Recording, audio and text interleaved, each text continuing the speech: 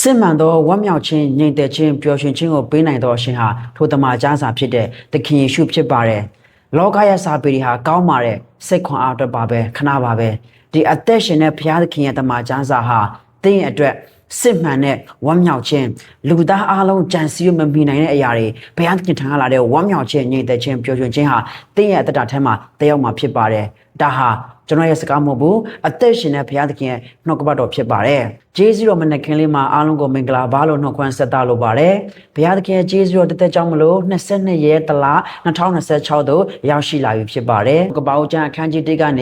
ေစေချင်ခွာယူခဲ့တာယနေ့ကပ္ပဦးကျမ်းအခန်းကြီး26သို့ရောက်ရှိလာပြီဖြစ်ပါတယ်ယနေ့ချိန်ဒီအချိန်ပေးပြီးနားထောင်ပြီးတဲ့မိသားစုများကိုအထူးပေးကျေးဇူးတင်ရှိပါတယ်ယနေ့ကပ္ပဦးကျမ်းအခန်းကြီး26ကိုအတူတကွစေချင်ခွာယူဖို့ရန်အတွက်အချက်3ချက်ရှိပါတယ်နံပါတ်1နာခံခြင်းသည်အောင်မြင်ခြင်းအစဖြစ်ပါတယ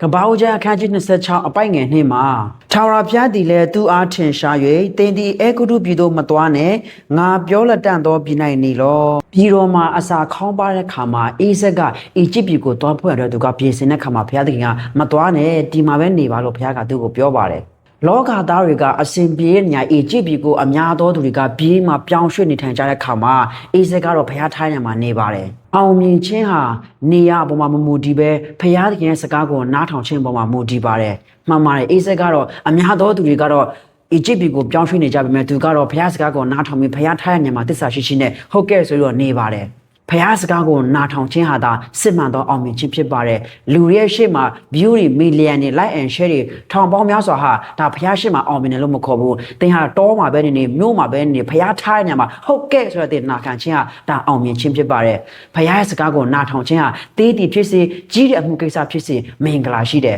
ဘာကြောင့်လဲဖျားသခင်ရဲ့စကားဖြစ်လို့ဖြစ်တယ်။ဖေရှာယနာဂတိကျမ်းအခန်းကြီး1အပိုက်ငယ်19မှာသင်တို့ဒီကြီးညိုနားထောင်လင်မြေအသီးအနှံကိုစားရကြလိမ့်မည်။ဖျားသခင်ရှိတဲ့နေရာဟာသင်ဘယ်နေရာပဲရောက်သဲကန္နာရဖြစ်ပါစေ။ထိုနေရာမှာဖျားသခင်ရှိတယ်ဖျားအတူပါရှိဖျားစကားကိုနားထောင်ခြင်းနဲ့သင်လိုက်လျှောက်တဲ့အခါမှာသင်ဘယ်မှာပဲနေကောင်းချီးမင်္ဂလာခံစားမယ်။တရားဟောရကျမ်းအခန်းကြီး28အပိုက်ငယ်1ကနေ14ကိုတောက်လျှောက်ကြည့်တဲ့အခါမှာဖျားစကားကိုနားထောင်တဲ့သူဟာမြို့မှာပဲနေတောမှာပဲန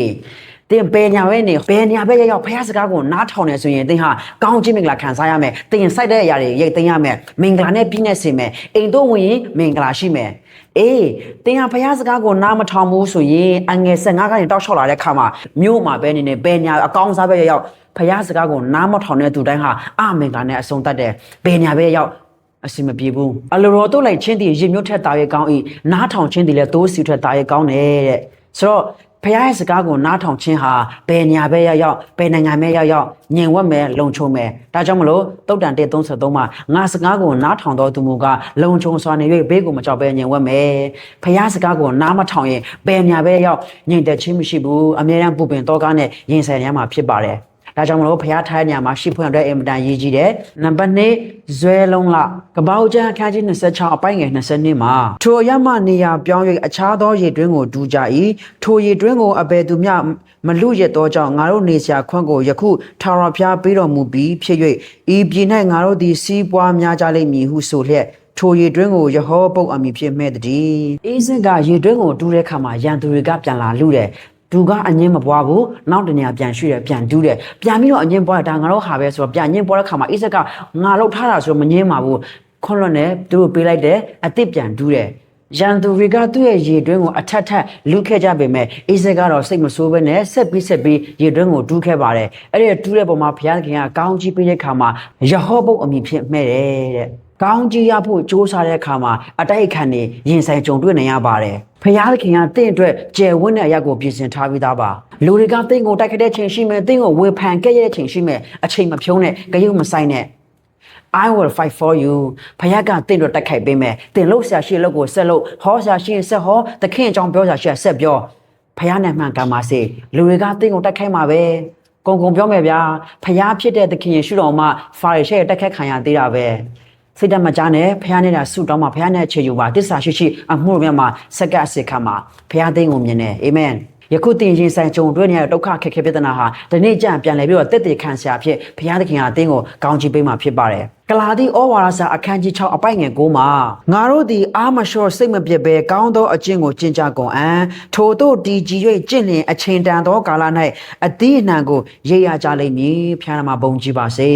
ငါတို့ဟာအာမလျှော့ပဲစိတ်မပြတ်ဘဲနဲ့ကောင်းသောအကျင့်ကိုကျင့်ကြကုန်အံ့လို့ရှင်ဘောလုကအတိလင်းပြောနေပါတယ်မိသားစုများလူတွေကအေးဆက်ရဲ့ရေတွင်းကိုတစ်ခုတစ်ခုလူတဲ့အခါမှာအေးဆက်ကအရာမဖြစ်ဘူးမဖိုက်ဘူးဒီရအတွက်သူကအငင်းမပွားဘူးထားခဲ့တယ်အသစ်ဆက်တူးတယ်လာလူတယ်ထားခဲ့တယ်အသစ်ဆက်တူးတယ်မိသားစုများသင်ဟာစစ်မှန်သောယုံကြည်သူတယောက်ဆိုရင်အကျင့်ကောင်းဖို့လိုပါတယ်ကယ်တင်ခြင်းကအကျင့်နဲ့မဆိုင်ဘူးယုံကြည်ခြင်းနဲ့ဆိုင်ပေမဲ့သင်ဟာယုံကြည်ပြီးနောက်ပိုင်းမှာသင်ဟာအသက်တာကောင်းမွန်ဖို့တဲ့အကျင့်ကျင့်ဖို့လိုပါတယ်အကျင့်ကျင့်လို့ကယ်တင်ခြင်းရောက်တာမဟုတ်ဘူးကယ်တင်ခြင်းရောက်ပြီးအကျင့်ကျင့်ရမယ်သင်ကပြောင်းလဲပြီးပြောပြီးခါမှာသူများသားသမီးစော်ကားမယ်ဘိန်းနေရှူမယ်အရက်တောက်မယ်သူများဥစ္စာခိုးမယ်ဆိုရင်သင်ရဲ့အသက်တာကမလှပါဘူးပုံသက်တွေမကောင်းဘူးဒါကြောင့်မလို့သင်ဟာစစ်မှန်တဲ့ယုံကြည်သူပြောင်းလဲပြီးသူတောင်းမှန်တယ်ဆိုရင်ပုံသက်တွေရှိရမယ်အကျင့်ကောင်းဖို့လိုတယ်ဖိလိပ္ပိနှစ်9မှာလည်းယေရှုခရစ်၌ရှိသောထိုစိတ်တော်ကိုသင်တို့၌လည်းရှိစေကြလို့ရှင်ဘောလုကအတင်လင်းပြောနေပါတယ်ယနေ့ဂလာတိအခန်း6အပိုင်ငယ်9မှာလည်းပြောတယ်လဲဆိုရင်ကောင်းသောအကျင့်ကိုကျင့်ကြကုန်အံ့နားလည်နိုင်ဖို့ရတဲ့ဝန်တော်ဖျားမဆာပါစေနံပါတ်3ရန်သူတွေတောင်အံ့ဩလောက်သောတသက်အေးဆက်ကအစာပေါင်း100မကသောကောင်းကြီးမင်္ဂလာတွေခံစားရခါမှာအပိမလက်မင်းကြီးကမနာလိုတဲ့ခါမှာသူတို့ကိုနှင်ထုတ်တဲ့နောက်ဆုံးသူတို့ကိုပြန်သွားခေါ်ရဲဆိုတဲ့အကြောင်းကိုတွေ့ရှိရပါတယ်ကပ္ပဦးကျမ်းအခန်းကြီး26အပိုင်ငယ်28မှာထိုသူတို့ကထာဝရဘုရားတင်သင်ဘက်မှာရှိတော်မူကြောင်းကိုငါတို့အမှန်သိမြင်သည်ဖြစ်၍အေးဆက်ကိုလာခေါ်ကြပါတယ်ငါတို့ပြည်ကိုပြန်လာပါသင်ဟာဘုရားသခင်နဲ့အတူရှောင်လန်းနေမယ်ဆိုရင်သင်ရဲ့အောင်မြင်မှုကသင်ရဲ့အတွက်တည်းမကပဲသင်အားဖြင့်ဘုရားသခင်ရဲ့ဘုန်းကိုထင်ရှားစေမှာဖြစ်ပါတယ်အေးဆက်ကလည်းသင်တို့ဒီငါ့ကိုမြင်ပြည့်၍နှင်ထုတ်ပြီးမှအဘယ်ကြောင့်လာကြတဲ့နည်းဟုမေးလင်မှန်ပါတယ်သူတို့ကအေးဆက်ကကောင်းချီးမင်္ဂလာမြောက်များစွာခံစားရတဲ့ခါမှာသူတို့ကမနာလို့ဖြစ်ပြီးတော့သူ့ကိုနှင်ထုတ်ကြတယ်မိသားစုများထူးသတိပြုပါ